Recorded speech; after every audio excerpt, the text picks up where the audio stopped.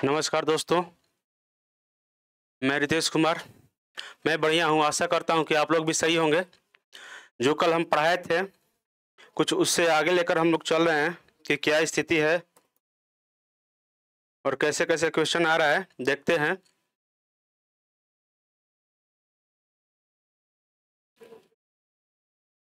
बस 1 मिनट थोड़ा-सा।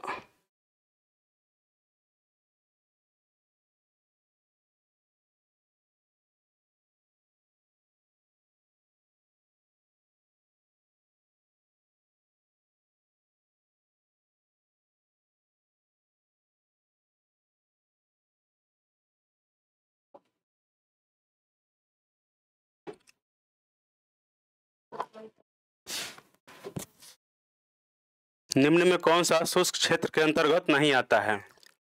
चलिए ठीक है, देखते हैं।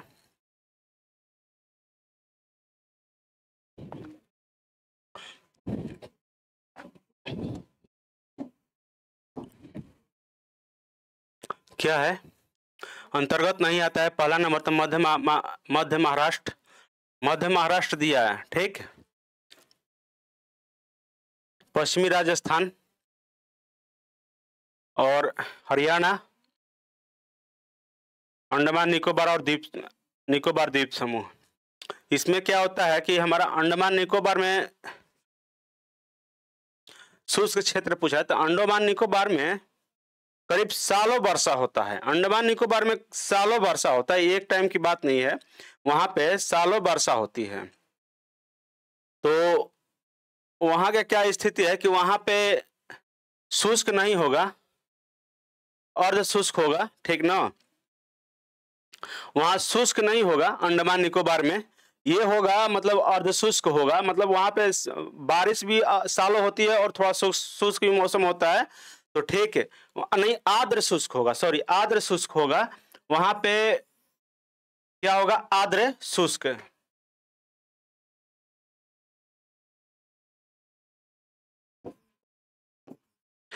यहाँ का मौसम कैसा होगा? आर्द्र शुष्क होगा, ठीक है। तो आर्द्र शुष्क होने का मतलब है कि यहाँ पे बारिश के साथ गीलापन भी रहेगा, वहां पे नमी भी अच्छा रहेगा, मिट्टी में नमी भी अच्छा रहेगा, तो इसके चलते यहाँ पे आर्द्र शुष्क होगा। देखिए हरियाणा है, तो हरियाणा हमारा शुष्क राज्य हो जाएगा। यह शुष्क नहीं इसको बोलेंगे, इसको शीतोष्ण बोलेंगे, अर्ध शीतोष्ण भी बोल सकते हैं। और पश्चिमी राजस्थान कहाँ पे पड़ जाएगा? ये तो प्योर शुष्क हो जाएगा, ये प्योर शुष्क हो जाएगा। तो ये राजस्थान जो हो गया, तो यहाँ पे पश्चिमी हो जाएगा राजस्थान ना, ये राजस्थान पश्चिमी हो जाएगा। तो यहाँ पे आप लोग सोच लीजिए कि ये शुष्क पूरा हो जाएगा। जैसलमेर है, वहां पे तो ऐसे ही थार मरुस्थल है, तो थार मरुस्थल का वहां पे शुष्क हो ही जाएगा, सूखापन एनी टाइम रहता है। मध्य महाराष्ट्र में आइएगा, यहाँ पे तो इस भाग में तो रहता है, शुष्क मौसम रहता है, बट इस साइड जैसे कि यहाँ से बारिश, यहाँ पे बारिश है,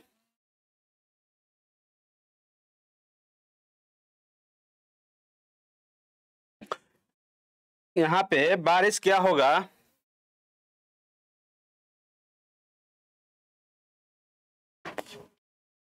मध्य महाराष्ट्र बताए आप लोगों को, पश्चिमी राजस्थान, अच्छा महाराष्ट्र में चलना है हम लोगों को। चलिए ठीक है, मान लीजिए ये महाराष्ट्र हो गया, ठीक। तो यहां पर पश्चिमी जो घाट है, पश्चिमी घाट पर जैसे बारिश होगा, यहाँ पे मानसून जैसे आएगा अरब सागर से, तो अरब सागर से मानसून होने का मतलब कि देखिए यहाँ पे तो एकदम सीधा ऊंचा है, और ठीक धीरे धीरे धीरे धीरे ऐसे करके ये ढाल, मतलब कि पश्चिमी घाट के जो पश्चिमी घाट की पहाड़ी है, वहां पे क्या है कि यदि ये पश्चिमी घाट तरफ जाएंगे, ये पश्चिमी घाट की पहाड़ी के पश्चिमी तरफ जाएंगे, तो ये खाड़ी ज्यादा है, मतलब कि एकाएक हाइट यहाँ पे ज्यादा पड़ जाता है। और इस साइड जो है पूर्वी तरफ है, पश्चिमी घाट के पूर्व तरफ है, क्या होता है कि ये धीरे धीरे ढलान पड़ता है। और जैसे जैसे यहाँ पे बारिश होगी, जैसे यहाँ से मानसून एंट्री करेगा तो यहाँ पे जो भी पहाड़ी है, पहाड़ी इसको मानसून को जो भी नमी होगी हवा में और पानी होगा यहीं पे रोक के इसको सारा यहीं पे गिरा देगा, यहीं पे बारिश गिरा देगा।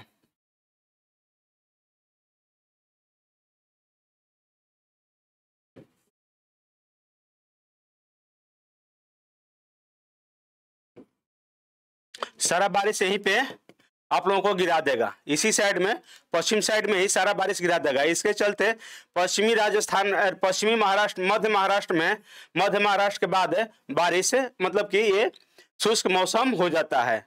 और पश्चिमी राजस्थान बता दिए, हरियाणा बता दिए शीतोष्ण हो जाएगा, हरियाणा में शीतोष्ण हो जाएगा, इसलिए कि कर्क रेखा और मकर रेखा के बीच में सूर्य रहते हैं और सूर्य का स्थिति कितना होता है, हरियाणा तक नहीं पहुंच पाके यहीं तक चलते हैं। सूर्य की यहीं की स्थिति, कर्क रेखा यहीं से गुजरती है कच्छ के रण से, तो यही इसके ऊपर हरियाणा, यहाँ पे राजस्थान, उसके बाद यहाँ पे हरियाणा पड़ जाएगा। तो यहाँ पे राजस्थान के बाद यहीं पे हरियाणा पड़ जाएगा। तो हरियाणा का स्थिति क्या है कि शीतोष्ण हो जाएगा, तो इसके चलते यहाँ पे शुष्क नहीं होगा। चलिए ठीक, नेक्स्ट क्वेश्चन देखते हैं। निम्न में भारत की सबसे बड़ी नदी द्वीप कौन सी है? मांजुली द्वीप है। ये करीब करीब बोला जाता है कि भारत का क्या, ये पूरा विश्व का, मतलब कि मांजुली द्वीप है जो पूरा विश्व का सबसे बड़ी द्वीप है। तो इसके चलते इसको कुछ कह नहीं सकते हैं, लेकिन कोई अमेजन नदी के पास भी एक द्वीप है, तो वो भी इससे बड़ा है, लेकिन बट इसी को बोला जाता है, तो इसको हम अभी इसी को लेकर चलेंगे। इसका क्षेत्रफल है 800, इसका क्षेत्रफल कितना है? 800 है। चलिए ठीक है, अंडमान और पिछला क्वेश्चन का कुछ देख लेते हैं। अंडमान निकोबार द्वीप समूह के बारे में हम लोग कुछ पढ़ते हैं कि अंडमान निकोबार द्वीप समूह की स्थिति क्या है।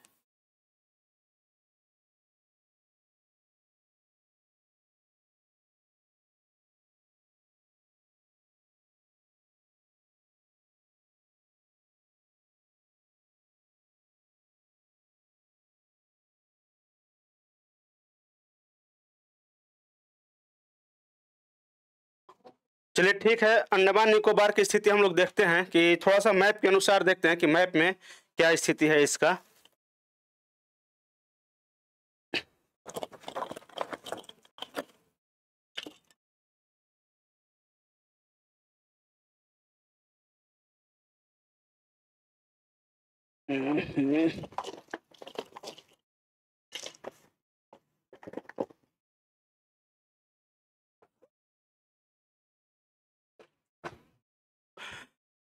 सॉरी, आज मेरा पेन ड्राइव कुछ छूट गया है, तो इसके चलते हम मैप नहीं दिखा सकते हैं। चलिए हम बनाते हैं,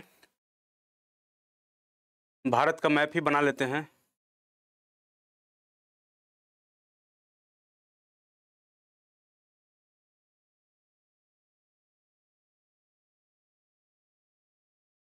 नहीं, ऐसे नहीं बनाएगा, और छोटा सा बनाते हैं।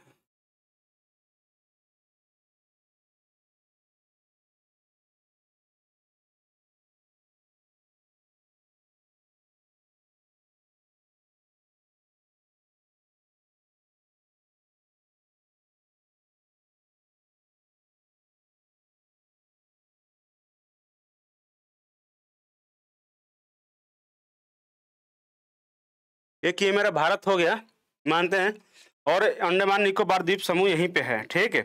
इसका राजधानी यहीं पे पोर्ट ब्लेयर है, पोर्ट ब्लेयर, ठीक। और इसका दूरी यहाँ से कितना है?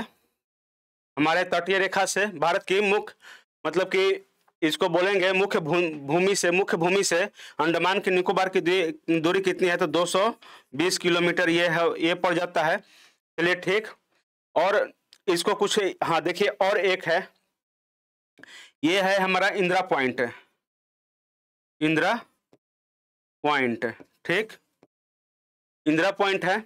अब इंदिरा पॉइंट, ये मान लीजिए कि ये हमारा 0 डिग्री लाइन है, यहां से इसकी दूरी कितनी है?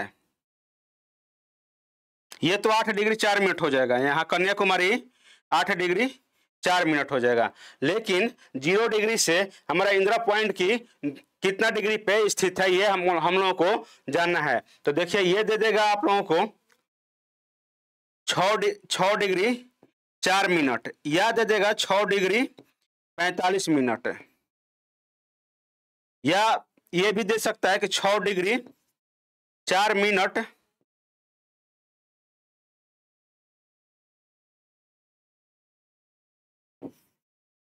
45 मिनट 18 सेकंड, ये भी दे सकता है। तो ये हमारा इंदिरा पॉइंट की दूरी, मतलब कि ये कितनी डिग्री पे है इंदिरा पॉइंट है। सबसे दक्षिणतम बिंदु जब बोल देगा कि कितना डिग्री पे है, तो हम लोग क्या बोलेंगे 6 डिग्री 4 मिनट, या 6 डिग्री 45 मिनट, या 6 डिग्री 45 मिनट 18 सेकंड, कुछ भी आ सकता है इसमें। चलिए ठीक है, इतना जाने हम इसके बारे में। चलिए ठीक है, और कुछ देख लेते हैं कि इसमें क्या चीज है। अंडमान निकोबार को कौन सा कितना डिग्री अलग करता है, तो ये 10 डिग्री अलग कर देगा, आप लोगों को मालूम है। और लक्षद्वीप, ये लक्षद्वीप और मनिकाय, करावती या मनिकाय को 9 डिग्री अलग करेगा, और मनिकाय और मालदीव को 8 डिग्री अलग करेगा। चलिए ठीक, अब चलते हैं आगे। ठीक, इतना तो हम लोग जान गए। और देखिए, और इसको कुछ जान ले तो फिर यहाँ पे पड़ जाता है आप लोगों को श्रीलंका। तो यहाँ पे पाक की खाड़ी पड़ जाता है, पाक की खाड़ी। ठीक, और यहाँ पर जाएगा कौन सा, मन्नार की खाड़ी, मन्नार की खाड़ी। ठीक, ये मन्नार की खाड़ी हो जाएगा। चलिए ठीक है, और यहाँ से ये तो भूटान हो गया आप लोगों का, और यहाँ से अरुणाचल प्रदेश का लेके यहाँ से सीमा ये पड़ जाएगा मैकमोहन रेखा, मैकमोहन रेखा। ठीक, चलिए ठीक है, यहाँ से यहाँ तक रेड क्लिफ पड़ जाएगा, रेड क्लिफ पाकिस्तान के बीच क्लिफ। और पड़ जाएगा आप लोगों को यहीं पे डुरंड रेखा पड़ जाएगा, यहाँ पे अफगानिस्तान के साथ।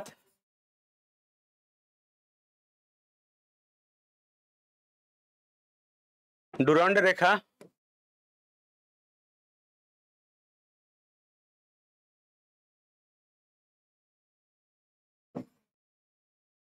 ये डुरंड रेखा हो गया। आप लोगों को दिखाई दे रहा है, इसलिए नहीं दिखाई दे रहा, दूसरा चीज।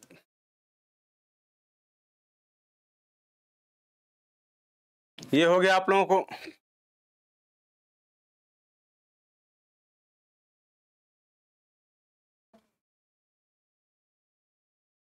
ये हो जाएगा आप लोगों को डुरंड रेखा। यहाँ से 106 किलोमीटर, 106 किलोमीटर ये पड़ जाता है डुरंड रेखा।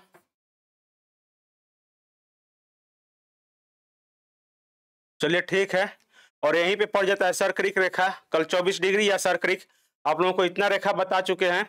चलिए ठीक है, और नेक्स्ट देखते हैं कि नेक्स्ट क्या इस क्लास में, नेक्स्ट क्या है इसमें। ये आप लोगों को हाँ, मांजुली द्वीप बता दिए कि मांजुली द्वीप क्या है। तो मांजुली द्वीप के बारे में, सबसे बड़ी नदी द्वीप मांजुली द्वीप, मांजुली द्वीप यह नदी द्वीप क्या होता है, यह नदी द्वीप है।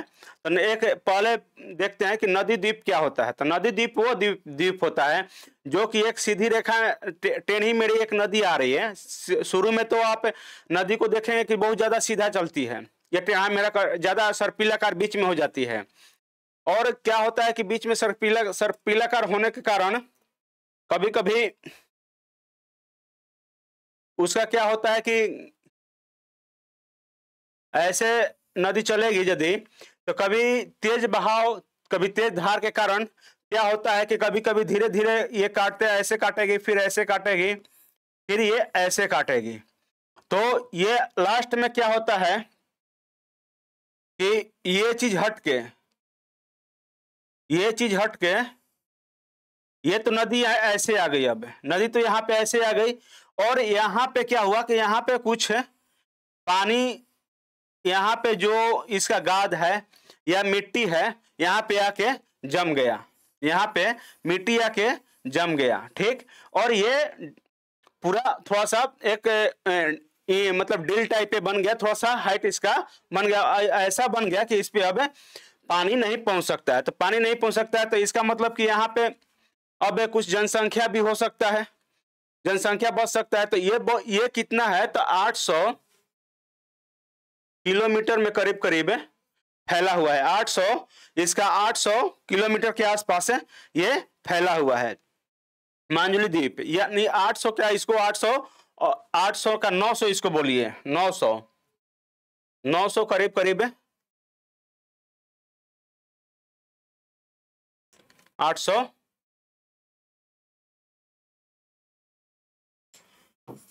880 किलोमीटर, करीब 880 किलोमीटर के आसपास फैला हुआ है। यही मांजुली द्वीप का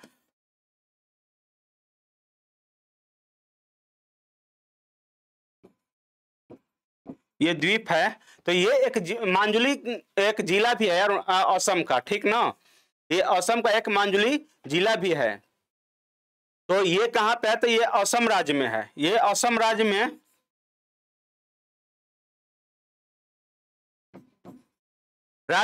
किस नदी पे पड़ता है, तो ये ब्रह्मपुत्रा नदी पे पड़ता है।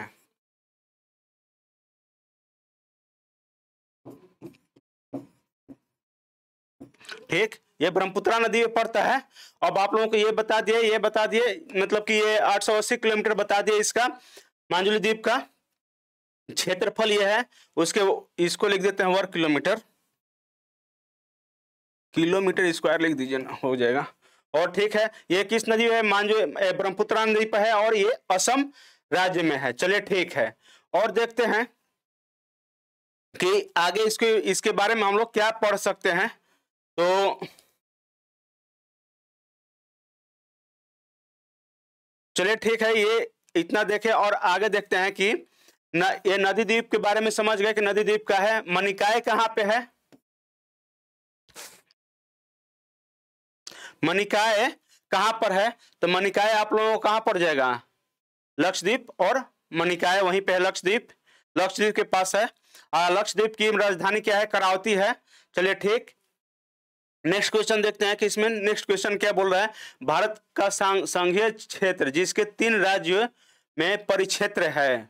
अच्छा हाँ, चलिए ठीक है, 3 राज्यों में परिक्षेत्र है, मतलब ये क्या बोल रहा है कि एक यूटी है, यूनियन टेरिटरी, संघीय राज्य क्षेत्र है, संघीय क्षेत्र है जो कि वो 3 राज्य में फैला हुआ है। वो कौन सा है, तो आप लोगों को मालूम होगा कि पुडुचेरी के बारे में ये मालूम है।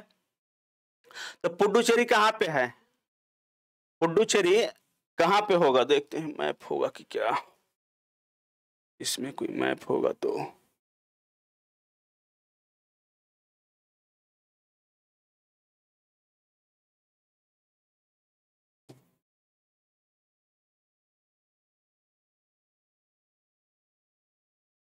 हो सकता है या नहीं,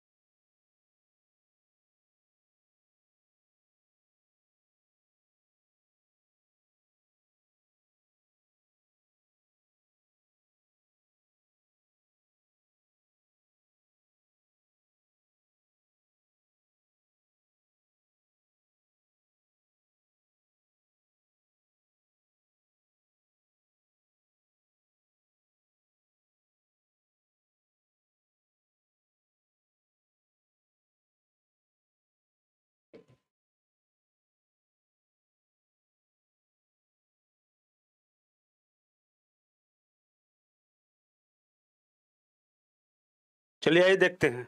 आ गया, ऐसे नहीं तो ऐसे होगा।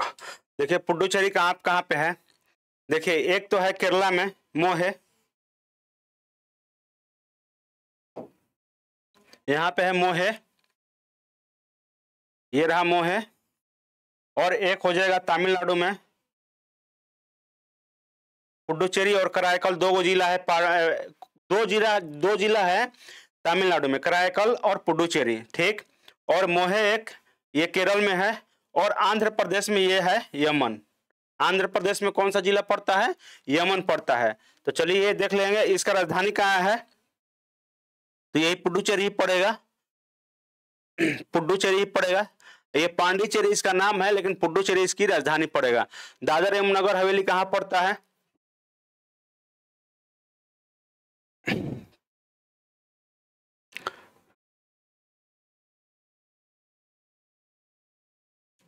लक्षद्वीप पे ये रहा आप लोगों को, ठीक। दादर एवं नगर हवेली और अंडमान कौन सा, दमन और दीव, इन दोनों का शादी हुआ था, बताए थे आप लोगों को 26 जनवरी 2020 को मोदी जी कराए थे, और ये राजधानी लेकर चले गए थे दमन। चलिए ठीक, ये नेक्स्ट क्वेश्चन देखते हैं। निम्नलिखित में कौन भारत का सबसे दक्षिणी स्थान को इंगित करता है? दक्षिणी स्थान को इंगित करता है। इंदिरा पॉइंट, इंदिरा बिंदु भी कह सकते हैं इसको, इंदिरा बिंदु इसको बोल सकते हैं। और इंदिरा बिंदु हम लोगों को, आप लोगों को बताए हैं कि कहाँ पड़ रहा है और कहाँ नहीं। इंदिरा पॉइंट या इंदिरा बिंदु इसको बोलते हैं। और आप लोगों को फिर से मैप में लेकर चल रहे हैं।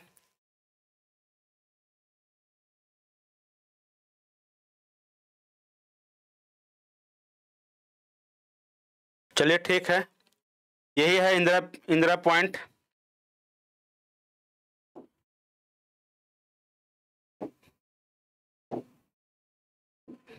ये रहा आप लोगों को इंदिरा पॉइंट, और इसकी स्थिति कितना है विषुवत रेखा से? 6 डिग्री 4 मिनट, इसको ये लिख सकते हैं 6 डिग्री 4 मिनट, ठीक। और आप लोग ये भी ये एक क्वेश्चन आप लोगों के लिए रहेगा कि विषुवत रेखा से इसकी दूरी कितनी है। चलिए ठीक है, 700 समथिंग है, आप लोग बताइएगा। 876 तो कन्याकुमारी का है, लेकिन बट 700 समथिंग इसका है, आप लोग बताइएगा कितना है। चलिए ठीक, ये आप लोगों को इंदिरा पॉइंट बता दिए। कन्याकुमारी कहाँ है? कन्याकुमारी तो यहाँ पे पड़ जाएगा आप लोगों को, तमिलनाडु में।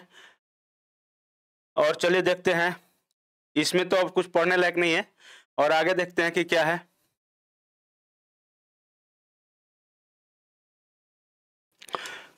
निम्नलिखित में कौन सुमेलित है? निम्नलिखित में कौन सुमेलित है? मणिपुर, शिलोंग, अच्छा, मेघालय, कोहिमा, अरुणाचल प्रदेश, ईटानगर, नागालैंड, इम्फाल। चलिए ठीक है, इसका आंसर क्या होगा आप लोग बताइएगा, ठीक। देखिए इसका आंसर अरुणाचल प्रदेश का राजधानी कहाँ होता है? ईटानगर। चलिए ठीक है, अरुणाचल प्रदेश की राजधानी कहाँ होता है? ईटानगर। लेकिन मणिपुर का कहाँ होता है? इम्फाल।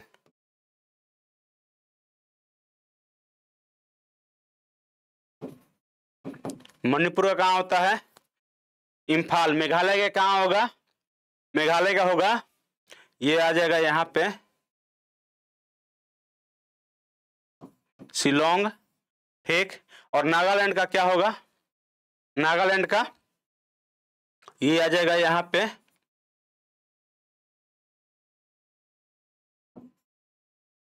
चलिए ठीक है, ये तो 4 राज्य का हम लोग राजधानी लिखे, और 3 राज्य का राजधानी जो कि 7 सिस्टर बोला जाता है, उसका आप लोग बताइए। त्रिपुरा का अग्रताला का, नहीं सॉरी, त्रिपुरा का अग्रताला हो जाएगा। असम का बताइए, और मिजोरम का बताइए। चलिए ठीक है, लिखते हैं मिजोरम।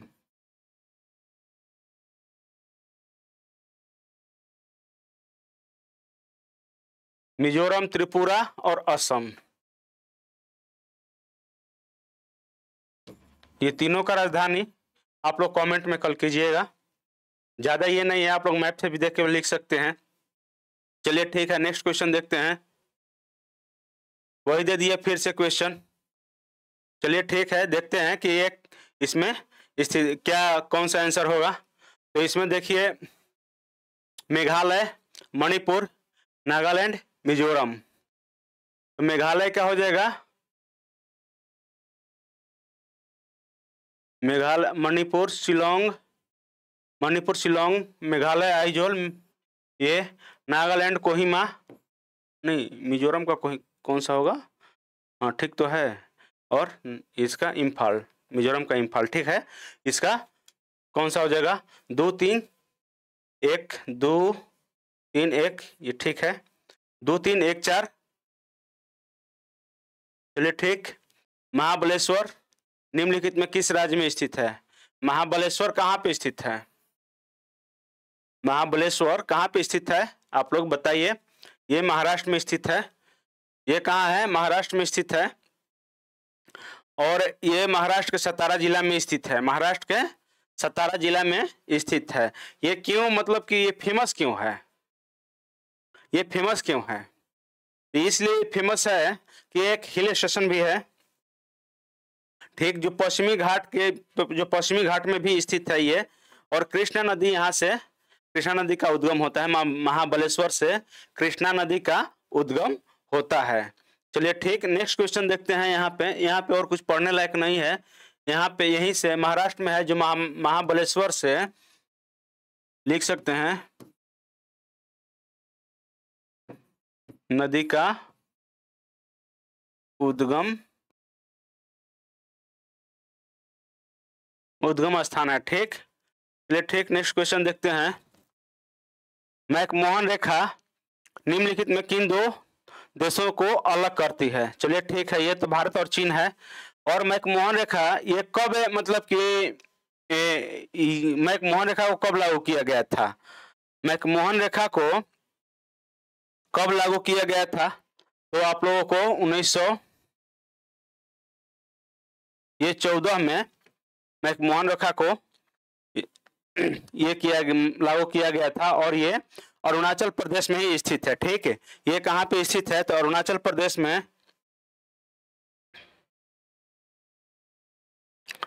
ये आप लोग मान लीजिए कि यहां से लेके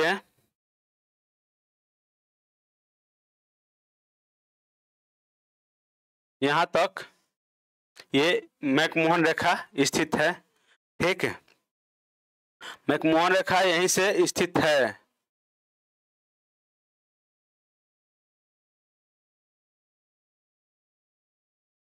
चलिए ठीक है, देखते हैं नेक्स्ट क्वेश्चन कि नेक्स्ट क्वेश्चन में क्या स्थिति है। इसमें और कुछ पढ़ाने लायक नहीं है। हाँ चलिए देख लीजिए, और एक, भारत पाकिस्तान के बीच कौन कौन सा है, तो रेड क्लिफ है,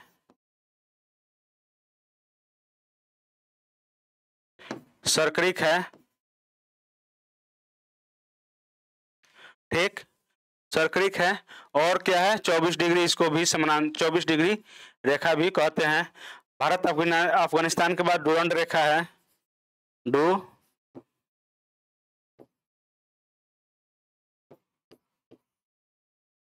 ये 106 किलोमीटर है।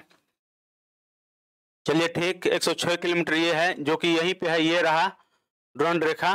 और यहाँ से ये आप लोगों को बता दिए कि अरुणाचल प्रदेश के भूटान के आगे जो भी ये विवादित क्यों है, ये चीन के साथ विवादित क्यों है, ये चीन इसको स्वीकार नहीं करता है, क्यों नहीं करता है, आखिर क्या कारण है, तो आखिर कुछ तो कारण होगा ना कि चीन स्वीकार नहीं कर रहा है। चाहे हम उसको, ये हमारे पास है तो हम क्यों इस पे इतना हक जमा रहे हैं।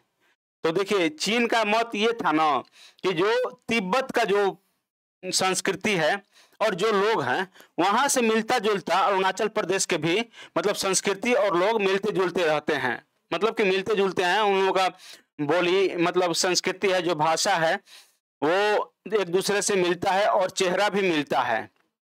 तो इस कारण वो बोलता है कि ये हमारा प्रदेश है, इसी के कारण ये बोलता है चीन कि ये हमारा प्रदेश है। हम लोग बोलते हैं कि जब शुरू से हमारा ही है तो हम तुम्हें क्यों दें, ये तो हमारा खानदानी है, तो हम क्यों दें तुम्हें, आज से थोड़ा ना, अशोक साम्राज्य से ही है हमारा, तो फिर हम क्यों दें। तो इसके चलते हम लोग इस पे ज्यादा नजर रखते हैं, और इसके चलते गलवान घाटी यहाँ पे पड़ जाता है। लेकिन गलवान घाटी के कारण भी बहुत सारा युद्ध हुआ है हमारे चीन और भारत में।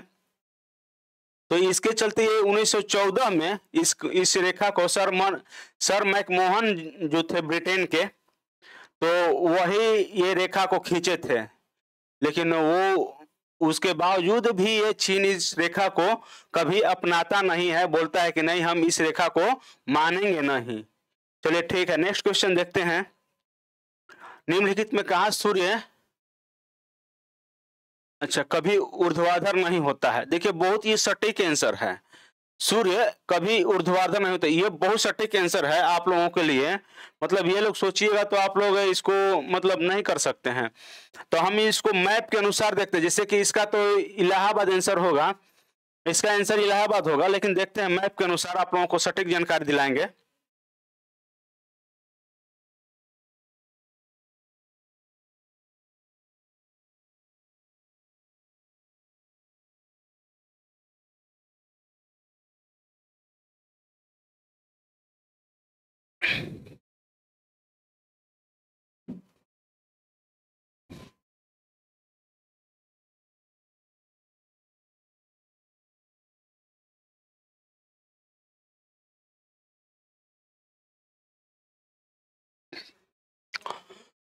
ग्लोब बनाते हैं।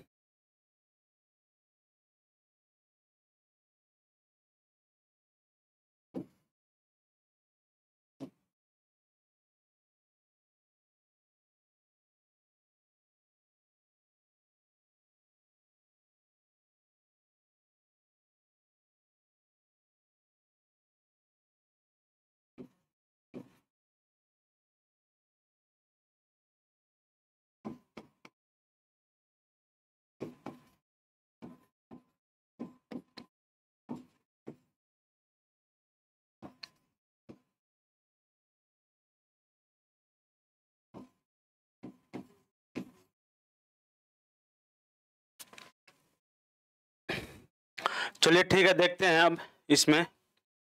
यहाँ पे हमारा इलाहाबाद पड़ जाता है, ये हमारा इलाहाबाद पड़ जाएगा, और यहीं से हमारा, और देखिए एक कर्क रेखा बनाते हैं हमारे 23.5 डिग्री नॉर्थ,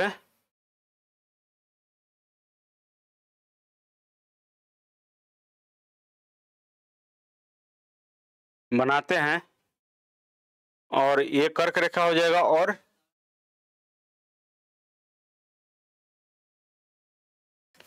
चलिए ठीक है, ये तो 82.5 डिग्री टाइम लाइन जोन है हमारा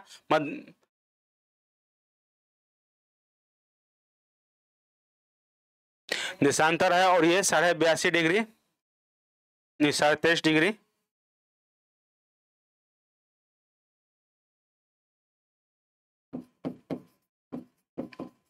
अब इसको मिलाइए कि कौन कौन कहाँ कहाँ पड़ रहा है। अहमदाबाद आप लोगों के यहाँ पे पड़ जाएगा गुजरात में। कलकत्ता कहाँ पड़ जाएगा, ये पड़ रहा है कोलकाता, कोलकाता आप लोगों को यहाँ पड़ जा रहा है। अहमदाबाद यहाँ गुजरात में पड़ जाएगा। और क्या है, जबलपुर, मध्य प्रदेश के बाद मध्य प्रदेश में जबलपुर यहाँ पे पड़ जाएगा, जबलपुर यहाँ पे पड़ जाएगा मध्य प्रदेश में। तो अब देखिए कि ये हमारा सूर्य कभी ऊर्ध्वाधर नहीं होगा, तो यदि हम सूर्य को यहाँ पे रखते हैं, सूर्य को हम यहाँ पे रखते हैं,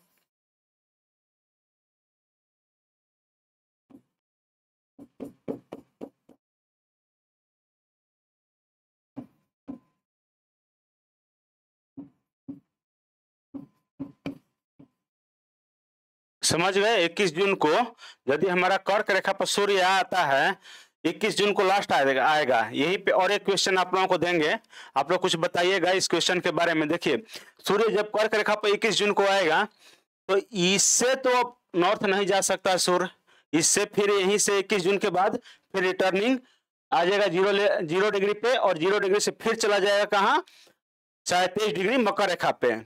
तो इसके ऊपर तो जाएगा नहीं। तो अब क्या बोला कि ऊर्ध्वाधर मतलब कि लंबवत नहीं चमक रहा है, ऊर्ध्वाधर सीधे नहीं चमकता है।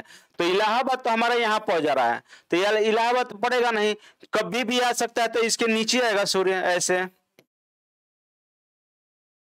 तो मान लीजिए कि सूर्य यहाँ से नीचे जा रहा है, तो इधर तो कभी भी चमक सकता है, 21 जून के बाद भी चमकेगा, ठीक, 21 जून के बाद इधर चमकेगा ही। तो चलिए ठीक है, तो ये इसका मतलब है कि हमारा इधर लंबवत नहीं पड़ेगा, इधर ही लंबवत, ऊर्ध्वाधर, मतलब ऊर्ध्वाधर नहीं, इधर ऊर्ध्वाधर नहीं होगा, इधर ऊर्ध्वाधर हो सकता है।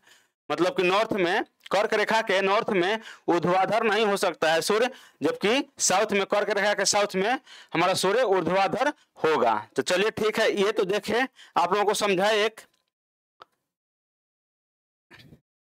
कारण से।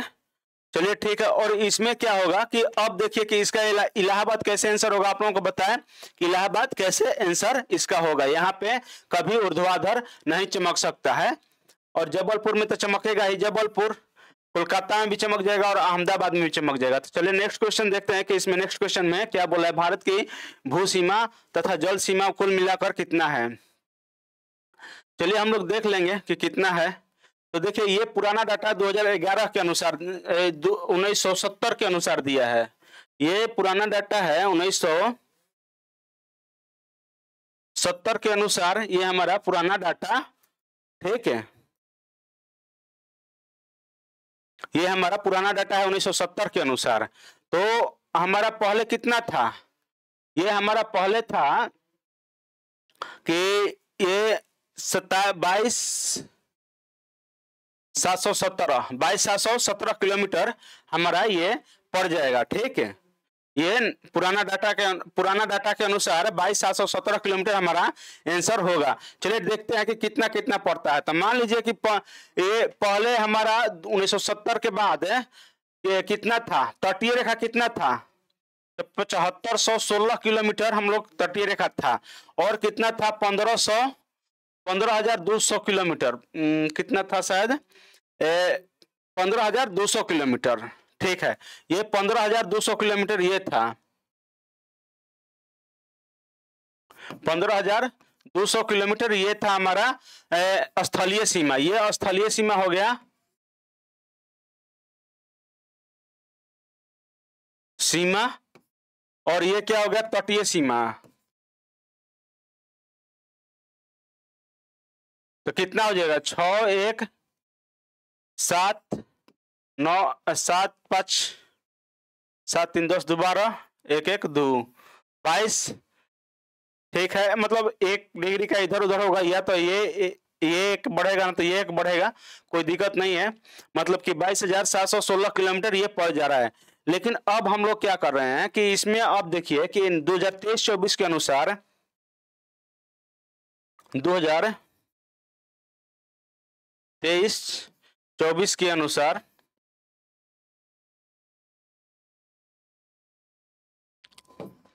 2023-24 के अनुसार क्या था डाटा, तो 2023-24 के अनुसार 11,099, हाँ 11,099 या 98 किलोमीटर लिख सकते हैं। 99 लिखिए, लीजिए समथिंग 98.81 होता है।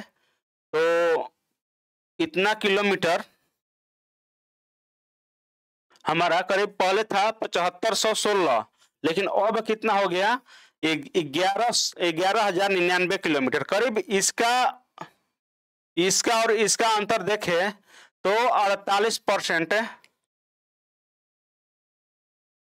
48% ये मतलब प्लस में हो गया है, 48% करीब करीब प्लस में गया है। तो ये तो हमारा 11,099 किलोमीटर ये तटीय रेखा हो गया हमारा पहले, मतलब नया डाटा के अनुसार। अब देखते हैं कि ये पुराना डाटा ना, अब ये दोनों मिलकर मतलब कि तटीय रेखा और स्थलीय रेखा अब कितना हो रहा है।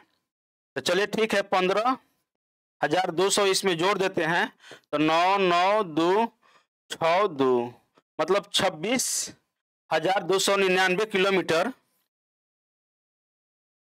दोनों हमारा पड़ जाएगा। अब नया डाटा के अनुसार 26,299 किलोमीटर हमारा नया डाटा के अनुसार पड़ जाएगा। अब देखिए ये आप लोगों को नया डाटा मिल गया। और एक ये चीज बताइएगा आप लोग कि गुजरात का जो तटीय रेखा है, अभी भी गुजरात का ही सबसे लंबा तटीय रेखा है, तो गुजरात का तटीय रेखा सबसे लंबा कितना हो जाएगा नया डाटा के अनुसार, तो 2340 किलोमीटर गुजरात का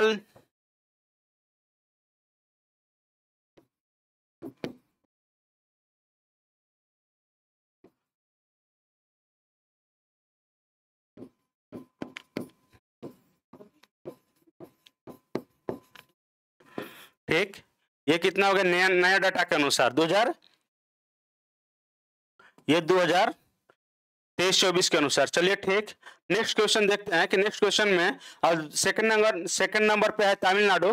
चलिए नेक्स्ट क्वेश्चन देखते हैं कि नेक्स्ट क्वेश्चन में क्या दे रहा है। क्षेत्रफल के अनुसार, क्षेत्रफल की दृष्टि से भारत का संसार में कौन सा स्थान है? देखिए क्षेत्रफल की दृष्टि से भारत का 7वां स्थान है। चलिए ठीक है, और एक मैप के अनुसार दिखाते हैं आप लोग, थोड़ा सा चित्र के अनुसार।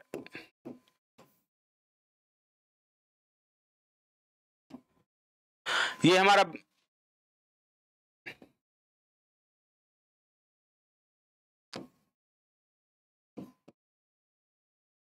हमारा भारत की स्थिति है विश्व में।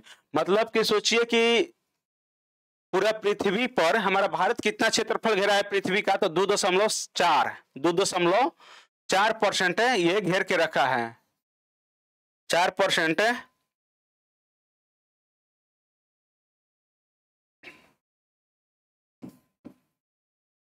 पृथ्वी का हमारा क्षेत्र घेर के रखा है। चलिए ठीक है, अब देखते हैं कि संसार में दृष्टि के अनुसार, मतलब कि दृष्टि से भारत का संसार में कौन सा स्थान है। तो ये देख लेते हैं, पहला स्थान कौन सा है? रूस। दूसरा स्थान कौन सा है? कनाडा।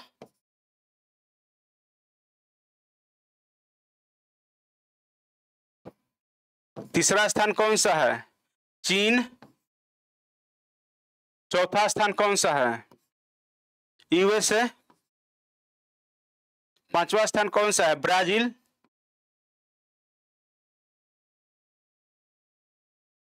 छठा स्थान कौन सा है? ऑस्ट्रेलिया।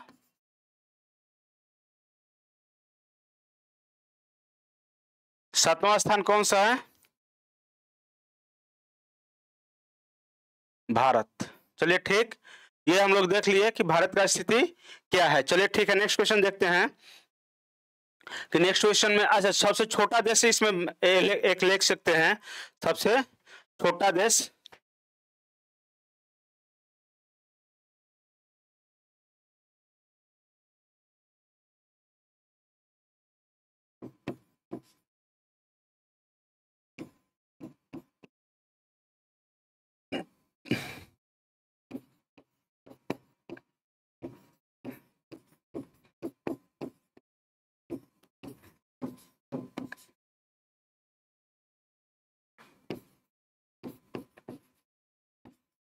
कितना इसका क्षेत्रफल है? 0.44 किलोमीटर स्क्वायर। और सबसे गरीब देश,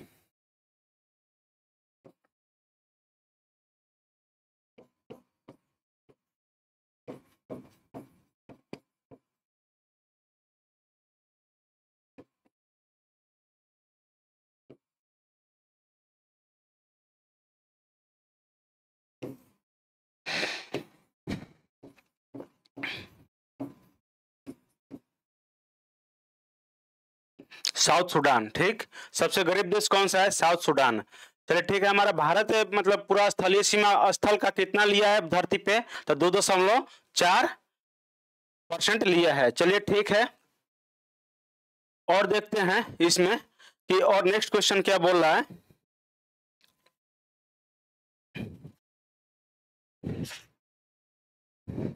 और नेक्स्ट क्वेश्चन क्या बोल रहा है कि अंडमान निकोबार द्वीप समूह, अच्छा, कि आदिवासी जनसंख्या कौन सा है?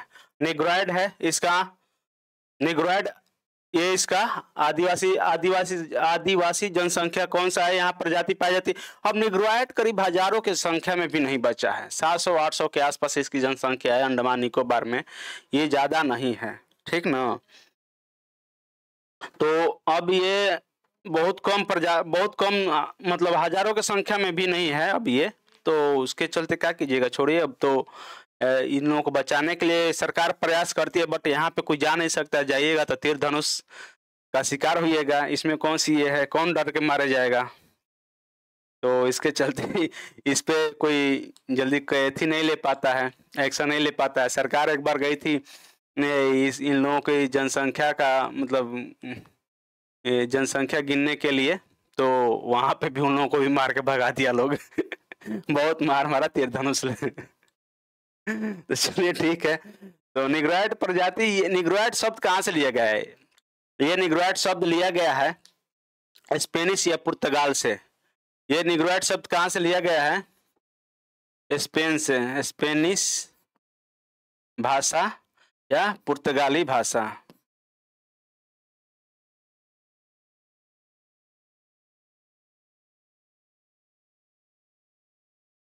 भाषा से लिया गया है। इसका अर्थ क्या होता है? इसका अर्थ क्या होता है कि इसका यही होता है छोटे और काले लोग, छोटे और काले लोग। ये इन लोगों का ज्यादा हाइट नहीं हो पाता है, ज्यादा हाइट नहीं होता है इन लोगों का, ये छोटा और काले लोग होते हैं। तो इसका अर्थ होता है,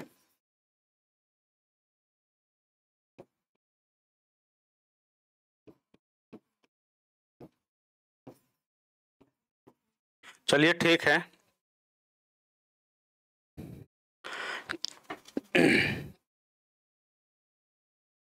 नेक्स्ट क्या बोल रहा है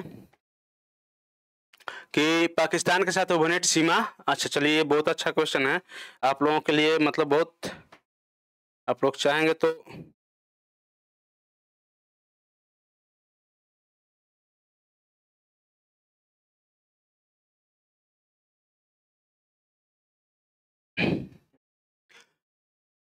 चलिए ठीक है, देखते हैं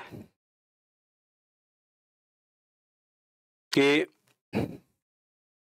गुजरात, हिमाचल प्रदेश, गुजरात तो मिलता है लेकिन हिमाचल प्रदेश इसमें नहीं आ पाता है। देखिए हिमाचल प्रदेश नहीं है, दिखा देंगे आप लोगों को मैप से। जम्मू कश्मीर है, ठीक। हरियाणा नहीं है इसमें, हरियाणा नहीं है। राजस्थान ठीक है, पंजाब भी ठीक है, लेकिन यहाँ पे गुजरात सही है, जम्मू कश्मीर सही है, पंजाब सही है, राजस्थान सही है। इसका मतलब कि इसका आंसर सी होगा, ठीक है। इसका आंसर क्या होगा? सी होगा। चलिए ठीक है, जम्मू कश्मीर है लेकिन हिमाचल प्रदेश यहाँ पे भी नहीं है, पंजाब ठीक है, राजस्थान है। चलिए देख सकते हैं आप लोग, मैप के अनुसार भी हम आप लोगों को दिखाएंगे कि कौन कौन सा है पाकिस्तान के साथ, कौन सा है। देखिए गुजरात है ना,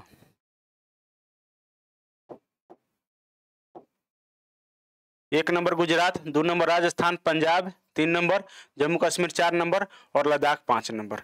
यही 5 गो राज्य लगता है हमारा पाकिस्तान से सीमा बनाता है। चलिए ठीक है, नेक्स्ट देखते हैं। मुख्य घाटी की आंदोलन, अच्छा मुख्य घाटी आंदोलन संबंधित है केरल से। इसका, ये केरल से भी संबंधित है। इसका क्या है कहानी, कुछ बता देंगे इसका, मुख्य घाटी का कहानी क्या है? मुख्य घाटी की कहानी इसमें क्या है आप लोगों को बताएंगे। तो देखिए मुख्य घाटी क्या कहानी ये है कि ये मुख्य घाटी आंदोलन एक यह साइलेंट वैली आंदोलन, एक साइलेंट वैली एक राष्ट्रीय उद्यान है केरल में। ये है केरल में, केरल में है साइलेंट वैली राष्ट्रीय उद्यान। और राष्ट्रीय उद्यान एक जंगल है जो कि बहुत घना है जंगल वहाँ पे, वहाँ इतना घना है कि बहुत ज़्यादा इसमें मतलब कह नहीं सकते हैं, प्रकाश भी बहुत जल्द कम पहुँचता है पृथ्वी पर।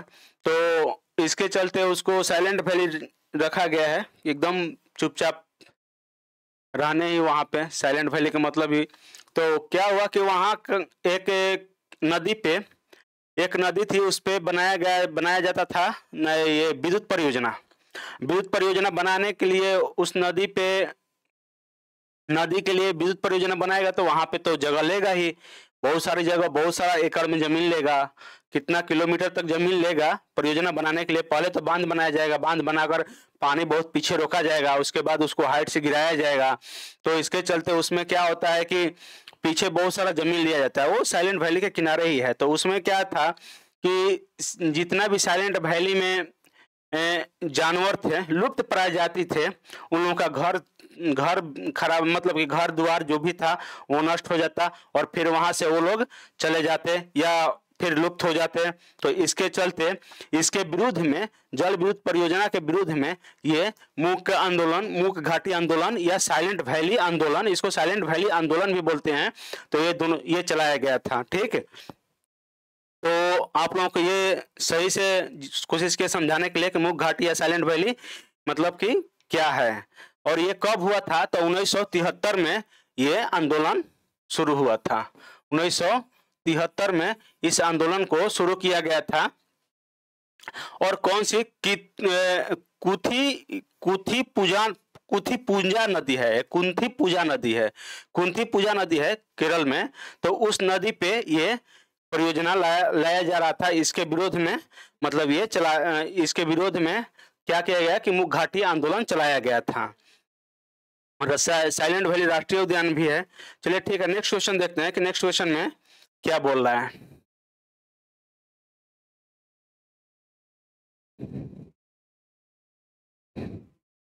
कुछ मेरे पास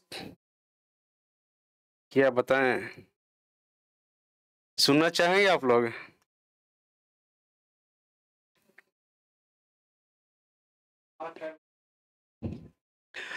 एक हमारे कंपनी को कुछ मैसेज आया है और किसी ने दर्द उछाला है अपना, किसी को समझा बताने के लिए कि शायद कोई दर्द भी मुझे भी कोई समझे। चलिए आप लोगों को सुना देता हूँ। पिछले क्लास का है ये मैसेज पिछले क्लास का है। किसी को फॉरवर्ड करना था, शायद अपने तरफ से नहीं फॉरवर्ड कर रहे थे, सोचे कि सर को ही दे दें। भाई मैं फॉरवर्ड कर दे रहा हूँ, अब वो जाने और तुम जानो। चांदनी रात में बरसात बुरी लगती है, चांदनी रात में बरसात बुरी लगती है, जब दिल में दर्द हो तो हर बात बुरी लगती है। तुम हमसे मिलो या ना मिलो बात नहीं, तुम हमसे मिलो या ना मिलो कोई बात नहीं, लेकिन गैरों से तुम्हारी मुलाकात गलत लगती है या बुरी लगती है। वाह भाई क्या बात है। चलिए ठीक है, आपका मैसेज फॉरवर्ड मैं कर दिया हूँ और आगे का पे शायद उधर से कोई रिप्लाई आएगा तो आपको भी मैं फॉरवर्ड करूंगा। चलिए देखते हैं नेक्स्ट क्वेश्चन। राज्य पुनर्गठन प्रक्रिया में भारत के निम्न राज्यों के गठन का सही आरोही क्रम। चलिए ठीक है, सही आरोही क्रम क्या क्या है, इस मतलब ये बता रहा है इसमें कि सही आरोही क्रम की कैसे कैसे एक अवरोही होता है एक आरोही होता है।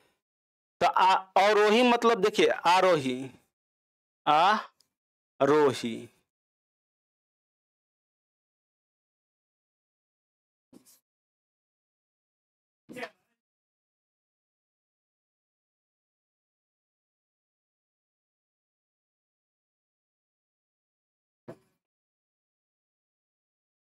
समझ गए। आरोही मतलब घटते क्रम, अवरोही मतलब बढ़ते क्रम। तो वह है यहाँ पे वह है, तो ये दे रहा है वह, ये अवरोही दे रहा है ये नीचे वाला। तो बढ़ते क्रम में हम लोगों को ले चलना है। तो देखिए किसका किसका मतलब कि मेघालय, अरुणाचल प्रदेश, नागालैंड, सिक्किम। तो नागालैंड, मेघालय, सिक्किम, अरुणाचल प्रदेश, नागालैंड, सिक्किम, मेघालय, सिक्किम, नागालैंड, अरुणाचल प्रदेश, मेघालय। चलिए इसका आंसर क्या होगा? तो देखिए इसका आंसर क्या होता है, नागालैंड, मेघालय और उसके बाद सिक्किम, फिर अरुणाचल प्रदेश। इसका बी आंसर होगा। और इसको देखते हैं कि कब कब इसका गठन हुआ था। तो देखिए नागालैंड का गठन हुआ था 1900 शायद नागालैंड का गठन हुआ था 63 में, ठीक 63 में, ठीक। मेघालय का कब गठन हुआ? मेघालय का गठन हुआ 72 में। सिक्किम का कब हुआ? 75 में, 1975 में लिख सकते हैं आप लोग।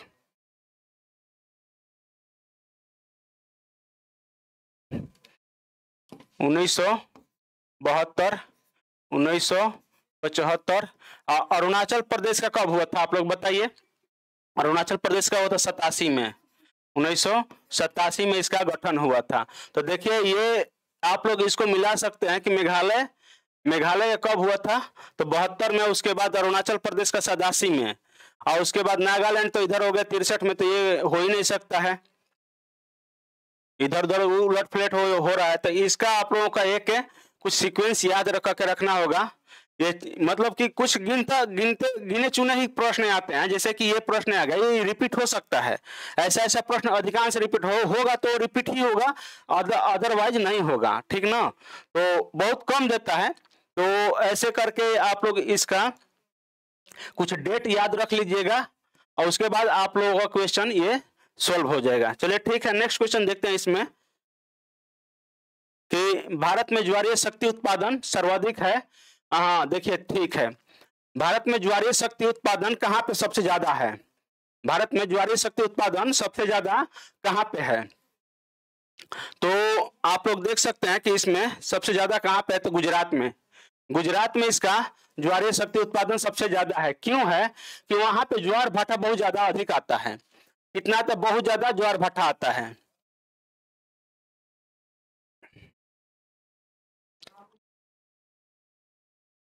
यहाँ पे ज्वार भाटा बहुत ज्यादा है। सबसे ज्यादा ज्वार भाटा कहाँ आता है? तो कच्छ के रण में आता है। तो इसमें एक यंत्र लगाया जाता है जहाँ पे समुद्र का पानी होता है, जैसे कि समुद्र का पानी जहाँ पे है, यहाँ पे समुद्र का पानी आया है,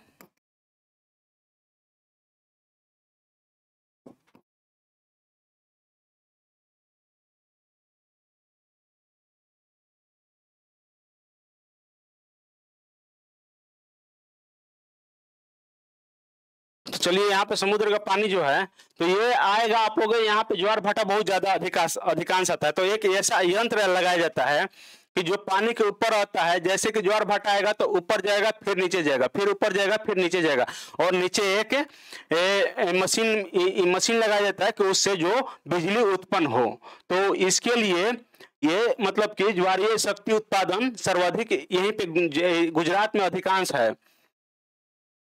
चलिए ठीक है, इसको देख लिए और आगे चल के देखते हैं कि नेक्स्ट क्वेश्चन में क्या क्या बोला है। सबसे मतलब कि भारत में गुजरात के कच्छ के रण में ही सबसे ज्यादा ऊंचे ज्वार और कच्छ की खाड़ी में ही आता है। भारत का क्षेत्रफल कितना है? भारत का क्षेत्रफल कितना है आप लोग बताइए। 32, 78 नहीं है, 80 नहीं है, 85 नहीं है, 87 है। तो आप लोग इसको लिख सकते हैं 32,87,263 किलोमीटर। चलिए ठीक है, अब यहाँ पे ये भी बताए थे भारत का नॉर्थ से ईस्ट कितना किलोमीटर है, और सॉरी नॉर्थ से साउथ कितना किलोमीटर है, और नॉर्थ से ईस्ट से वेस्ट कितना किलोमीटर है। North, south, east, west. अभी इसका बताइए आप लोग। 33 कितना है? 3314 किलोमीटर है, और ये है 29 कितना है? 2933, और ये नहीं है 3400 नहीं है यार। इसका कितना है लंबाई? कम से कम आप लोग ये बता दीजिए कितना है इसका। तो इसका शायद है 3200 समथिंग है इसका कुछ। कितना है इसका? तो देखिए 3214 किलोमीटर है। ठीक, 3214 किलोमीटर है। 14 किलोमीटर ये है, और ये है 2933 किलोमीटर। ठीक, चलिए ठीक इसका। और नेक्स्ट क्वेश्चन देखते हैं इसमें 17 में। और यहीं पे ये फिर पिछला क्वेश्चन में हम आप लोगों को बताया था कि भारत पृथ्वी का कितना हिस्सा क्षेत्रफल घेर के रखा है, तो 2.4% ये घेर के रखा है। और भारत विश्व का 7वां स्थान रखता है क्षेत्रफल में। चलिए ठीक है, इंदिरा पॉइंट कहाँ पे है? देखिए यहाँ पे दे दिया 6 डिग्री 20 मिनट, 30 मिनट, 25 मिनट और 35 मिनट, लेकिन यहाँ पे 35 मिनट दे रहा है, इसलिए कि हम लोगों को बताया कि 6 डिग्री 4 मिनट है। या तो नहीं देगा तो 6 डिग्री 45 मिनट है, 45 मिनट देगा आप लोगों को। तो 35 सबसे नजदीक है, 35 है, 45 से सबसे नजदीक है, तो इसके चलते इसको हम लोग आंसर करेंगे। ठीक है, और ये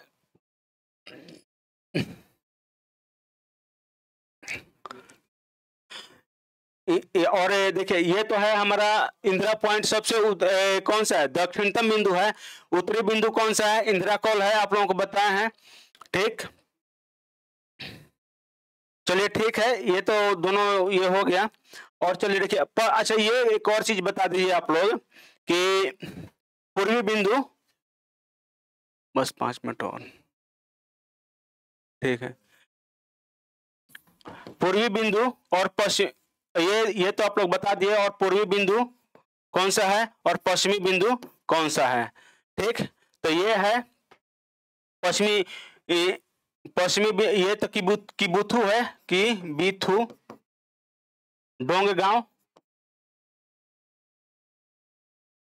और ये कौन सा है, कच्छ के रण में, कच्छ के रण में कौन सा पड़ जा रहा है यहाँ पे, कच्छ के रण में कौन सा पड़ जा रहा है यहाँ पे, तो आप लोग पड़ जाएगा ये कि ये क्या बोलते हैं, गुहार मोती।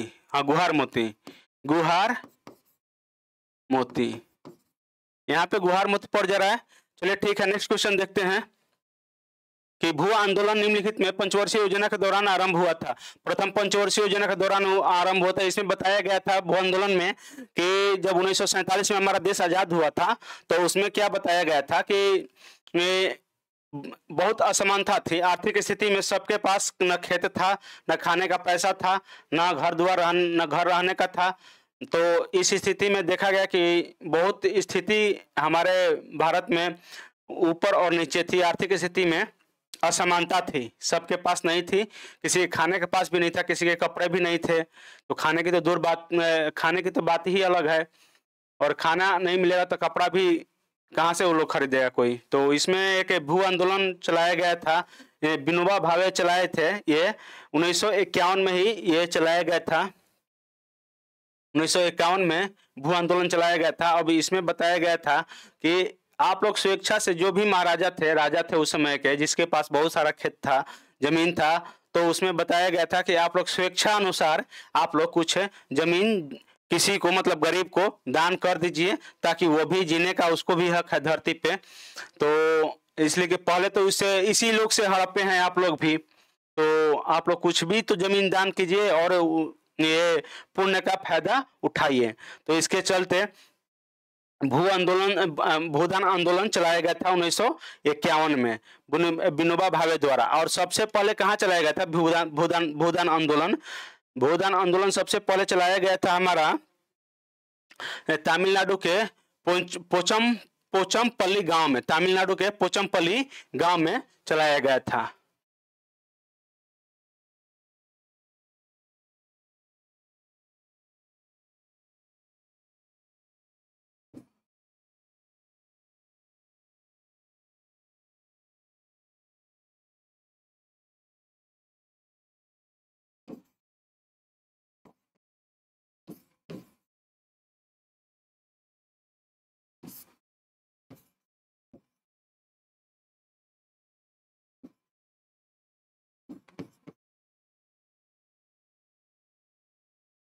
किसके द्वारा चलाया गया था ये? तो ये भूदान आंदोलन किसके द्वारा चलाया गया था? विनोबा भावे द्वारा चलाया गया था।